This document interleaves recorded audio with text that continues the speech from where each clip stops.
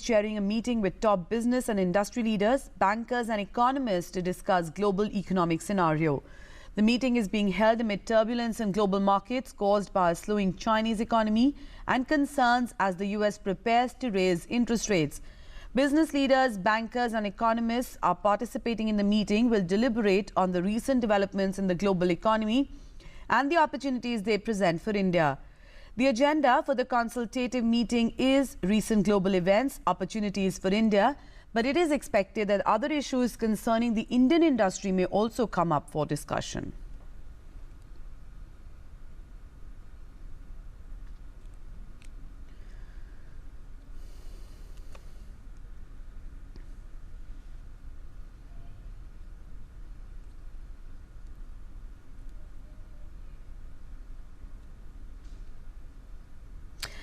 And my colleague Ajay Mishra joins us with more on that story. Ajay, first let's talk about really the importance of this meeting, looking at the current global scenario and also the microeconomic factors that could be affecting the economy and what really, how it's going to be taking forward from here. I think, Priyanka, the major point of discussion in today's high-level meeting, which the Prime Minister is chairing currently with the top corporate honchos and also the budget team of Ministry of Finance along with the RBI and Niti Aayog, is how the situation, the current global economic situation can be molded in favor of India and how the India can be made another engine of growth of the global growth at this point in time. And we know that domestically there are so many macroeconomic issues. First and foremost, the interest rate. Everybody feels that at this point in time this is the right time and opportune time to cut the interest rate, and it will be impressed upon the Prime Minister and also the RBI officials to cut the interest rate in the December policy review. Ajay, looking at the current economic situation, especially in China, yes, Priyanka. But when we're talking about that interest rate cut, even in the year we've seen, in the last 1 year, we've seen about a 75 basis point of rate cut, but that's not really been passed on. Is that also something that is likely to come up? Because the industry, that has been a long pending demand of the industry to cut interest rate, but I'm sure there are other issues also that will be brought to the table. Yes, Priyanka, very much. You're right that the 75 basis point cut in the interest rate has not been passed fully on to the prospective customers and also the industry, and that's why the RBI has proposed the norms of deciding the base rate for all the banks. So from now onwards, it is believed that the base rate will be homogeneously decided by the banks, and it will be smoother for them to pass on the benefits of the repo rate cut to the prospective clients. So this will be the major agenda of discussion in today's meeting. And also, you know that the budget exercise has just begun 2 months before the schedule, and the whole budget team is inside along with the Niti Aayog officials and the officials from the regulators like RBI and SEBI. So it is believed that the points which will be raised by the top corporate participants here will be noted down by the budget team here itself, and it is very much likely that in the next budget some of the points which are long term in perspective will be incorporated during the budget, but in the short term whatever decisions can be taken through executive orders which need not to go to the parliament for the approval of parliament and for the constitutional amendment like GST will be discussed, and this is also it is also likely to be discussed that how the flagship programs of the government can be translated more into reality on the ground, like Digital India, Make in India and Startup India, which the Prime Minister have just put forward before the nation, Priyanka. Now, Ajay, how much of a concern is the rupee also going to be looking at the Fed meeting and those interest rates that could be hiked in the United States, the kind of pressure that is going to be putting on the rupee? How much of a concern is that really when it comes to the industry and also for the government as a whole? Absolutely, the weakening of rupee will be the prime concern which will be put forward in the meeting, and also the concern on the front of exports, because the exports has been in negative from so many months. So the concern on the front of rupee as well as on exports and also agriculture because of the weak monsoon. These are the top 3 concerns which will be deliberated and discussed upon. And you know that the prospects of rise in interest rate in the US and also the latest data in the China, which has shown that there is a clear signs of mildness in both in the import and exports from the China, which is the clear indication of a slowdown in China is very much part of the discussion in today's meeting, Priyanka. Now, Ajay, just looking at the kind of visuals we've got, we're seeing bankers there, also business honchos from different industries. So if we talk about the industries which are in need right now of a push, if you could segregate those for us and talk about the certain sectors and the kind of problems they will be bringing to the table, or the kind of discussions that they will be bringing to the table.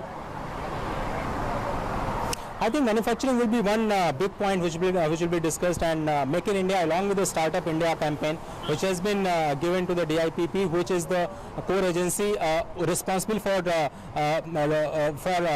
ease of doing business in India, is going to be the prime focus. And also along with the manufacturing, agriculture is as a major concern, and the decisions on the front of in the field of agriculture is likely to be discussed, and how the growth in the agriculture can be revived in the country because of the weak monsoon. There is a pressure on the prices also. When prices will be under control, it will be easier for the government and the RBI to take a position on the interest rate, which will be on the positive side for the economy. So the growth rate along with the inflation management will be very much part of the discussions. And as far as the other area is concerned, Digital India, Housing for All, and a Power for All by 2020-22, which are the major flagship programs of the government, are very much high on the agenda, and how the government and the industry can come forward, and how the cooperative and competitive federalism with the participation of state governments can bear the fruit on the ground is going to be discussed. I believe that we have 40 odd participants. They will be given the time of 3 to 5 minutes each, so the meeting may last by maybe 2 to 3 hours. And it is expected that the minutes will be later collected at one place, and then the policy action will start, both from the short-term perspective as well as from the long-term scenario, Priyanka. Now, Ajay, you need to keep a close eye on the business sector for us. Now, if you look at the kind of global, scenario that is currently prevailing, whether it's China or other global economies as well, if I talk to you about the kind of opportunity pockets that really lie for India, where are they? As far as the opportunities are concerned, India is currently positioned as one of the best economies for the investment, for the global investment. You have seen, India has witnessed almost 41% increase in FDI since the launch of Make in India last year only.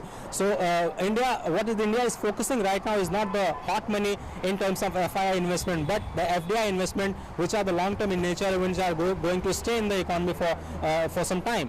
Also, the macroeconomic fundamentals like the forex situation, the current account deficit along with the fiscal deficit situation very much under control. The crude oil situation is conducive to the Indian economy, and you may recall that the chief economic advisor had said this is like a tax cut for the Indian economy, and India might want to use this opportunity to make a strategic reserve for the long-term energy security of the country. So the fundamentals, both in terms of growth prospects and in terms of macroeconomic numbers, be it the fiscal deficit number, be it the current account deficit number, which is well below the comfort level of 2.5%, is just 1.5%. It is expected that the current account deficit, which directly put pressure on the rupee and inflation, is very much under control. There is the only concern at this point in time seems to be on the inflation side because of the weak monsoon, which the learned participants would try to address how in the short term agriculture growth or the supply of the food grains can be increased via the better import in the short term. So the strategies of strategic reserves and buffer stocks for the essential commodities, which might put pressure on the inflation, that might be discussed. Although what are the problems on the manufacturing side? Why the core sector is not picking up? Why the production in the coal industry, also in the agriculture, I think electricity production, electricity generation, why it is lagging? What can be done to enhance the productivity of solar power in the country for the long-term energy security? What can be done on the tourism side, for example, and how the state can be sensitized to harness the potential of the tourism in their respective states, and how the Niti Aayog can play a central role to mobilize the resources as well as the policy actions from the state governments in the different fields which they fit suit to. Smart City initiative, which is the major initiative of the government, how it can find a place in the policy, and also in the balance sheet of the India Inc. Okay. and the basic manufacturing items, the manufacturing of semiconductor and other items which the government is focusing, how they can find the place in the policies of the India Inc. That might be discussed, Priyanka.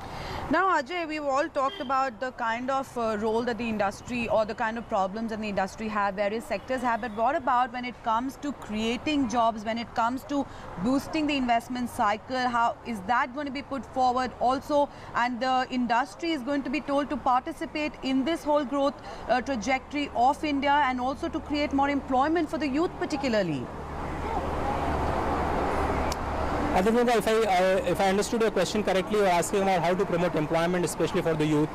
We know that there are several initiatives by the government in terms of promoting employment, especially the skill development program, along with the Mudra Bank initiative, which has been just launched, and how the problem of finance for the startup India, stand-up India is going to be tackled is a major challenge before the government, and it is also going to be discussed. It is also deliberated upon in this meeting. We know that the DIPP, which is the Department of Industrial Promotion and Policy, has been given the responsibility to chalk out the plan, the long-term plan to take action on the Startup India campaign, which very much is dependent on the ease of doing business, which is in the control of DIPP.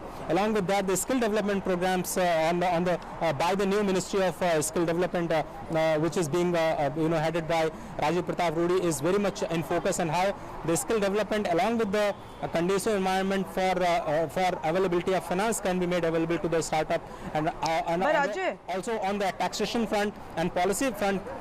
Also, how the startups can be incentivized might be discussed, Priyanka. But Ajay, the government is doing its bids, but what about the role of the industry in also trying to take this forward and create more jobs and boost that whole investment cycle?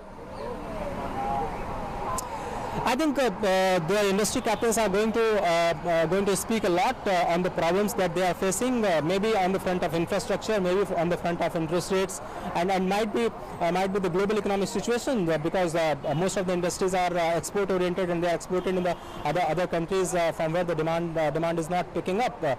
So how the exports can be supported by the government, how the interest subvention schemes from different industries can be thought of at this point in time, will be discussed upon, and they will put before the government that the PSU should start investing so that there is a conducive environment, and also a sense of security among the investors, that if the PSUs have started investing, if the public investment has started taking place in the economy, the private investment will also follow suit.